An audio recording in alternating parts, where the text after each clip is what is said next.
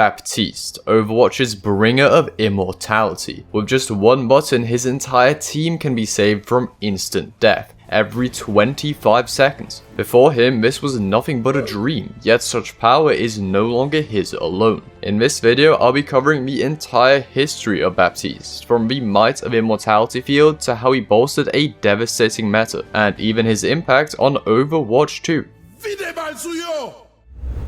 On the 19th of March 2019, Baptiste became the 30th Overwatch hero. Previously, Team Immortality was barely accessible. Lucio's ult was mostly effective, Zen's a little less so, and Zarya could only bubble one ally at a time. Self-immunity was more common, yet saving an entire team with one button was rarely possible. Now I present Immortality field, capable of making all allies in its area, well, immortal, on just a 20-second cooldown. For the most part, Bap's kit hasn't changed drastically between his release and now, excluding perks. However, his most crucial ability was even stronger at the time, sporting a shorter cooldown, longer duration, and double the health. Leading up to his release, many were worried about the implications of such a powerful ability, yet some argued that ults could be stopped by other things and thought people were overreacting. And believe it or not, the skeptics were proven right at first. Upon his official release, Bap was actually perceived to be relatively weak. Much of his consistent value came from effectively weaving damage and healing, something which very few people knew how to do. And although Immortality field was strong, it wasn't as game-breaking as some had imagined, especially since teammates often walked out of it. As a result, by April he was one of the least popular supports in every rank. Unfortunately, Goats was still the dominant meta despite surfacing over half a year earlier. You might think this would be fine since Bap is a support, and Goats usually involved exclusively tanks and supports. However, Lucio and Brig were largely irreplaceable, and professional players favoured Zenyatta as a third, whilst Anno dominated popularity in ranked. So combined with his initial difficulty, Baptiste didn't start as well as people had imagined.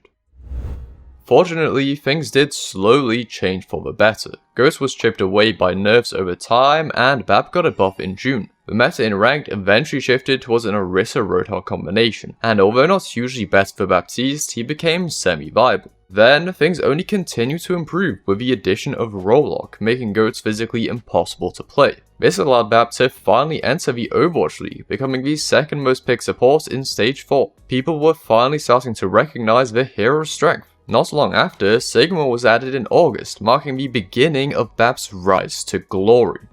At first, things weren't that crazy. Sigma synergized with Orisa to form the double shield meta, yet its first iteration focused on close range fights favoring Lucio and Moira. Bap wasn't bad here since he could heal grouped up allies, but he couldn't do much to save his doom flying past enemy shields. Bastion, however, did temporarily see play thanks to his buff and skin challenge, and this was when people first experienced the true power of Baptiste. A bunkered Bastion was already difficult to kill with 2 shields, his ironclad passive, and self-healing. But Immortality field made it near impossible. Since Lamp lasted so long, it could be active nearly half the time, and with the shields in front, breaking it was rarely possible. So Bastion could just sit there and unload into their enemy shields as long as he liked. This resulted in a slight nerf to Bap in October, and the Bastion comp soon faded, so Baptiste moved aside for a little while. Now though, people understood what he was truly capable of, and it wasn't long until his grand return.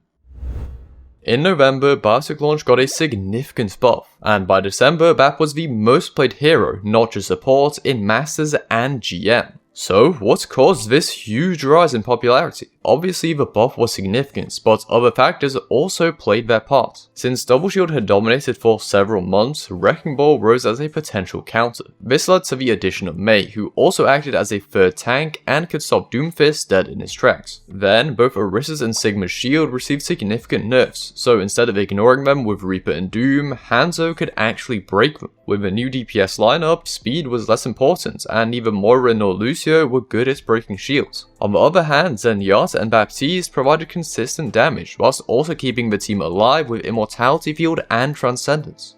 All of this shifted double shield from brawl to poke, and despite the barriers now being weaker, this comp was even harder to kill. Baptiste was a large part of this, and hate for the hero became more widespread. I wouldn't say Bap has been an incredibly hated hero in Overwatch, but thanks to Immortality Field specifically, he's probably been more annoying than loved. Anyways, Bap was incredibly powerful, dominating through the end of 2020 until January brought two pretty drastic nerfs. With both Sigma and Orisa also weakened, Double Shield finally fell in February. Instead, the buffed Ryan took over until hero pools came in March, which banned a few heroes each week. The meta therefore constantly changed over the next 2 months, but thanks to a slight buff in March, Bap was able to compete. Eventually, hero pools faded in May, but guess what? Double Shield was back. Once again, the style of the comp shifted, but Bap was here to stay. Although significantly weaker than in December, he still offered good damage, healing, and utility. Double Shield was admittedly less dominant than before, but now Bap worked in Ryan Brawl too. His usage in ranked wasn't quite as high as a few months prior, yet in the Overwatch League, he was a top 2 support for 3 of the year's 4 major tournaments. He was realistically still too strong, and so a nerf in August was inevitable. Combined with a major Orisa nerf, Double Shield actually exited, with Wrecking Ball joining Sigma instead. Unfortunately, Baptiste fell pretty hard as a result, although perhaps support players needed a change of pace. During September and October, he remained unpopular, but buffs in each as well as November eventually returned him to his strong spot once again. Going into 2021, Bap was pretty good. A nerf in December stung slightly, but wasn't too bad. Soon, Ryan took over once again, and now Baptiste was a staple of Brawl. Considering the grouped up nature of the comp, it makes sense, and Bap was the top support in March. Minor nerfs in April, June and July did a little to combat this, but honestly not a lot. So Baptiste remained a great pick for the rest of Overwatch 1. In the league's 4th season, he was roughly 3rd best among supports, but in high level ranked he was often number 1 or 2. All despite being way weaker than a year or 2 earlier. Just goes to show the power of Immortality, of course combined with good damage and healing. And that was Baptiste in Overwatch 1. But how would he fare in 5v5 and Overwatch 2? And perhaps more importantly, who would he help to create? With the release of Overwatch 2, Blizzard of course added their new star child, Kiriko. Now this isn't also a Kiriko history, subscribe if you want to see that early next year. However, Kiri was the very next support after Baptiste, and she too had a form of ally immortality on an even shorter cooldown. Of course, Suzu and Lamp are not the same, but they do accomplish similar goals. That is, saving up to your entire team from certain death. Suzu may only have granted invulnerability for 1 second, but with healing and cleansing negative effects, it too was incredibly powerful. And let's just say, Kiri largely dominated upon her release. It is a stretch to say that Immortality Field inspired Suzu, but it felt relevant to mention considering the similarities and power of each, because now another hero could press one button to save you.